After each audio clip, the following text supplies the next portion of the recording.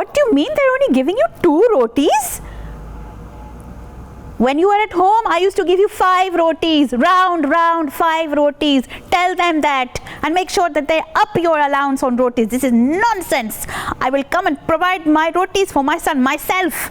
Yes, of course I have the visitor order. I don't like that. No, that is not good at all. Anyway, look, I'm going to have to go. They're here. Yes. Okay, bye. Oh, you're here. Oh, I'm so glad you're here. Welcome to the Desi kitchen. This is my kitchen. It's taken a while to get it. And do you like the new wallpaper? Oh, this is beautiful. This is so nice. It's such a pleasure to have you here. Today, I'm going to introduce you to a wonderful guest. And she's a leader. No, not a self-appointed leader. No. She's democratically elected. This is democratically elected, and you know what else? She's not brown. No, she's green. I'd like to welcome my wonderful guest, Natalie Bennett. Natalie, thank you so much for coming. Thank you. Lovely to see you. So this is Desi kitchen. And very impressive it is too. Do you like it? Exactly, yes. Well, you're going to stand on this side. I am indeed, because obviously you're here and you're going to show us one of your favorite dishes. And I must admit, I'm a little, I've never cooked on television before, so this is a new experience for me. Well, we hope that we can make it a very pleasurable experience for you and for our guests. Oh, by the way, I hope you don't mind. But I got so excited that you were coming that I invited a few friends and family along. Well, actually, quite a few friends and family along.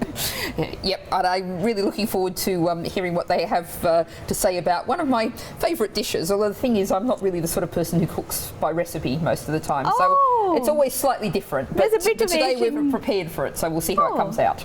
This sounds wonderful. So tell us a little bit about the dish, Natalie. Okay, well, what we're cooking today is sweet potato, chickpea and lentil curry. I think very mild curry, because I haven't had a chance to talk to people about what sort of strength of curry they like.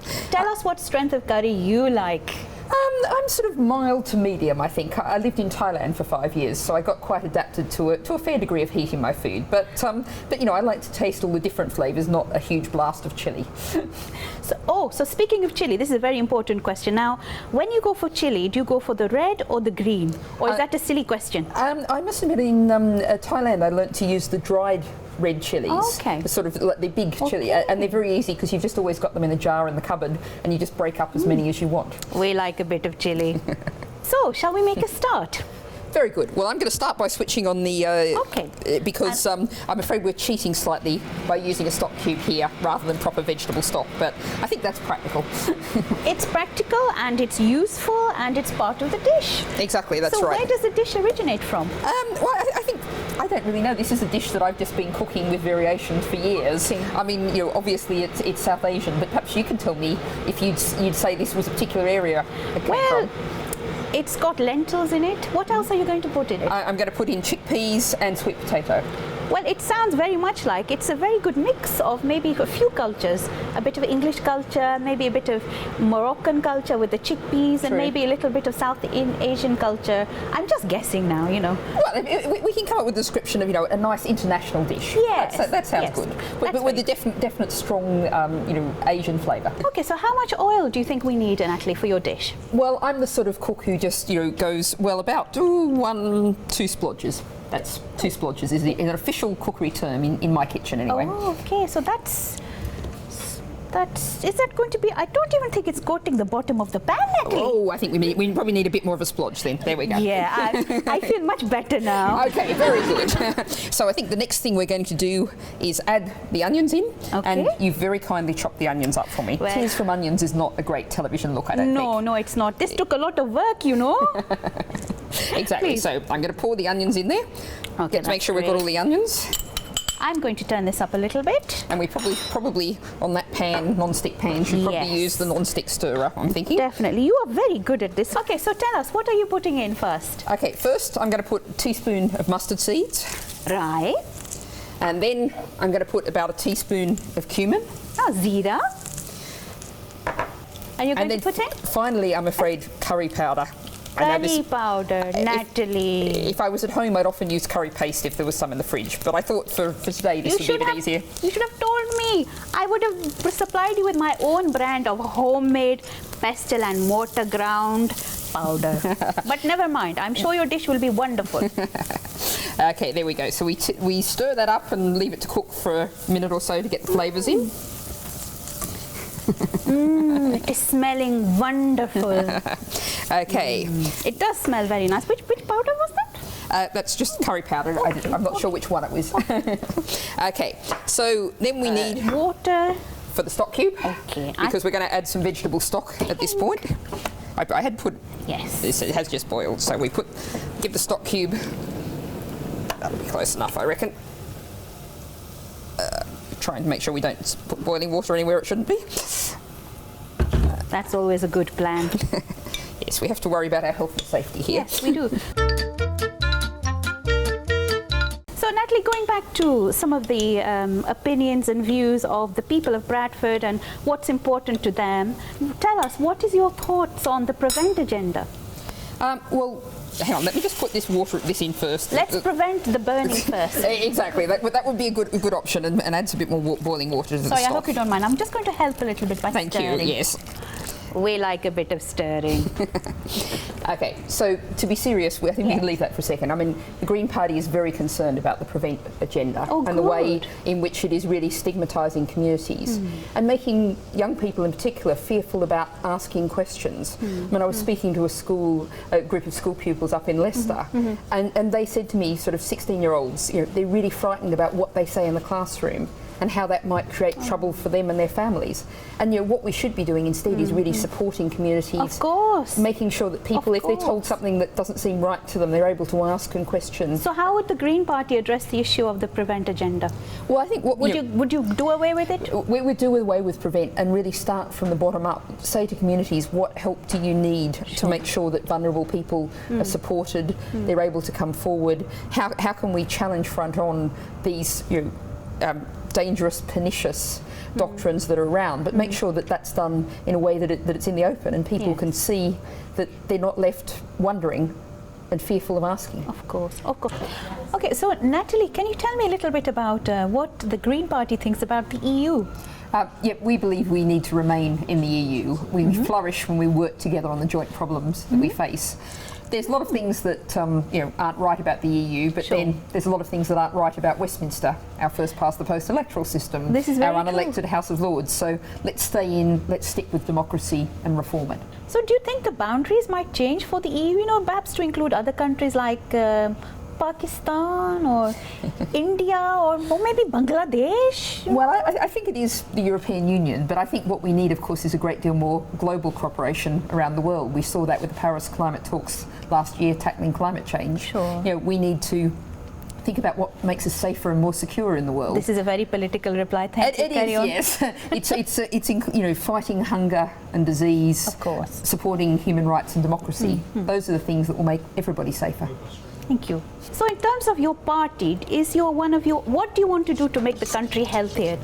Well, I think a whole lot of things. We obviously need to make healthy food readily available.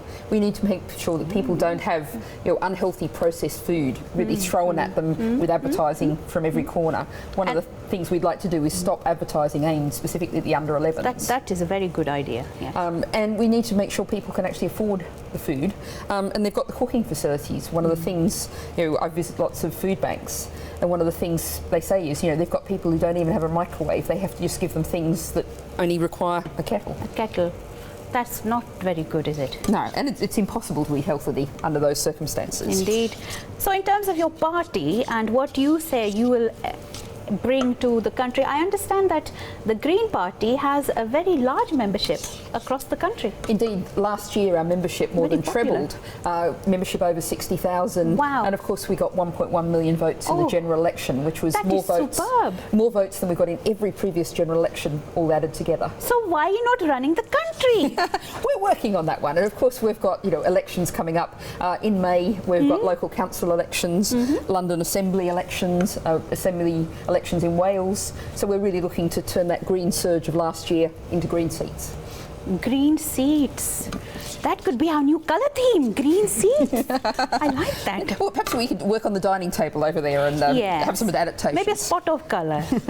So tell me, where are we at with the recipe? This is looking very nice. Okay, looking yes. soupy and very oniony, but smelling delicious. Okay, well, what I'm adding now is, and you've made this look very attractive, but this is really a tin of tomatoes. It's what we do in Desi kitchen. We make everything look wonderful. So I'm just going to pour that in. Okay. Trying not to splash any of it anywhere and give that a stir. Thank Sorry. you. I'm trying. And then I'm going to reach underneath here and pull out the sweet potato, which you have very kindly peeled for me. Thank you very much for that. I'll leave the chopping to you. Yes, we take a good distance there, and I'm going to more or less focus on my chopping rather than talking at this point. If you would like another knife, I have a whole rack of beautiful brand new knives. Oh, okay. Let's see. Probably a big knife like that might be good. That's a big one. There we go. Yes. So I'm chopping this into probably something roughly like 1 centimetre cubes, although that's kind of approximate. That's fine, that's fine. It's going to go in, it's going to cook. I'm sure it's going to be wonderful. I love the colour of sweet potato. Is there a reason why you pick sweet potato, not just ordinary potato? I think sweet potato adds a lot more flavour, and it's also, of course, if we're thinking about healthiness, that it contains lots of good things like vitamin A in much more quantities. Of course. You know, I try and eat a healthy diet. I might not always succeed, but I try. Oh, no. A healthy diet is very good, but sometimes you have to be careful. You don't want too much skinny food. So, are we ready to put... I think we're ready to put these in. Very good. So, I'm going to put these in here, making sure I don't splash you. Whoop, and try not to drop too much of it on the floor. It's okay. How will we know we're in a kitchen if we don't make it a little bit dirty? There we go. So, we can add that. We can also add the chickpeas here because these are a tin chickpeas, so they don't need any preparation. And then finally add the lentils in. Okay. There we go, and give it a stir since you're... Oh, okay. I'll let you stir. So I have to officially be doing the stirring. Okay, so Natalie, I'm just a little bit concerned about the recipe, if you don't mind me saying. I didn't see you put any salt. Well, this is where I guess just from habit, I don't usually put salt in things. I don't find my palate needs it. It may well be that our guests out there might want to add some salt extra, but you know, I find actually quite a lot of bought things really overly salty to my taste. So my recipe doesn't have any salt. So you're not going to put any salt in? I'm not going to put any salt in. I'm going to be brave, and you can all tell me. Not even a pinch. If you really want me to put, you are auntie, so I guess. Snuff touch. Okay, so you're auntie. So since auntie's told me to do this, I guess I should. I'm just making mere observation. Here we go. So is that an appropriate pinch? There's a pinch of salt. Will that do? Yes, 20 grains should be fine. We all have different palates with these things. Yes, you're absolutely right. And you know, Natalie, don't listen to me. This is your dish. Okay, well, we can probably just put the lid on there, because I think that will sit away and simmer there quietly. That will simmer for about 20 minutes. Which brings us to the next part of the show. Now we're going to do the roti challenge. I'm really looking forward to this. Okay, again with a bit more enthusiasm, Natalie. I'm really looking forward to this. Spoken like a true politician. Okay, so Natalie, we're going to do the roti challenge, which gives you 20 seconds to roll your roti to see how round is your roti. I will do my best, that's all I can say. But before we do that, you're going to like this. Pick your weapon of choice.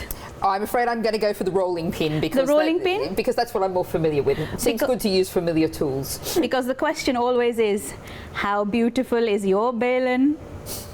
We call rolling pins balans. Okay. In Urdu. So we'll give you that one. Okay. We'll put this one aside. I'm going to put some flour on that. Okay. Right. When you're ready, stop clock. Okay, starting now.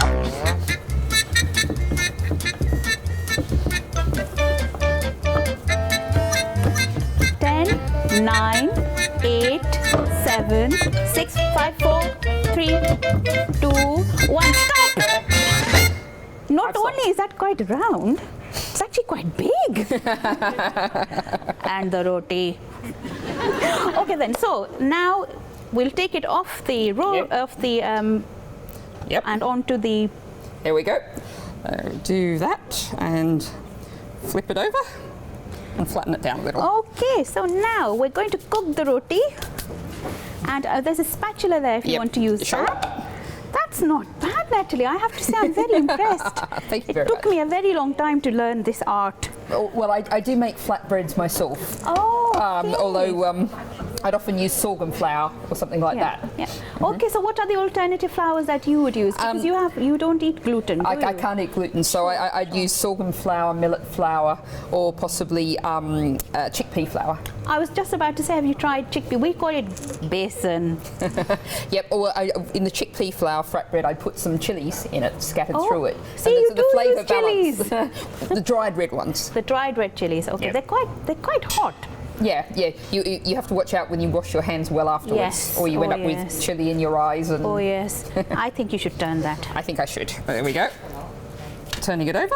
Oh yes, looking very good. I'm sure our audience is going to really enjoy trying this. I can see the enthusiasm on your faces. This is good. So that looks lovely. It looks ready. So shall we pop? Okay. Ready to serve. Put a bit in there. Yep. Okay, this looks amazing. You've made the roti. The dish looks fantastic. But Natalie, I think it's missing something. Yes, over here I've got some coriander. I was just about to say maybe a little bit of green. This isn't for political effect, but for flavour. Of course. But if it works for both, hey. Exactly. There we go. A bit of, oh, that's a bit stringy. There we go. Oh, it looks very nice. But how about we add a little bit of red on top, just a little bit of danger. Little bit of danger. There we go. That looks wonderful. This dish looks delicious. Natalie, what are we going to call it? Well, I'm going to give it a political name. I'm going to call it Have Your Say, because it's really important. Millions of people aren't on the electoral register, aren't engaging in elections. So, you know, eat a dish like this and think about having your say in elections and the referendum that's coming up.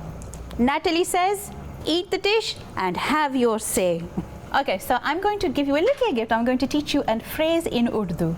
That is one that is fondly used in my family all the time. And you can use this line with all kinds of people, including our Prime Minister. Okay, so the first line is, Apne aape mein raho. Apne aape mein raho. Apne pajame mein raho. Apne pajame mein raho. Absolutely. Apne aape mein raho. Apne pajame mein raho. This was Desi Kitchen. To make Natalie's dish, here's the recipe. Enjoy!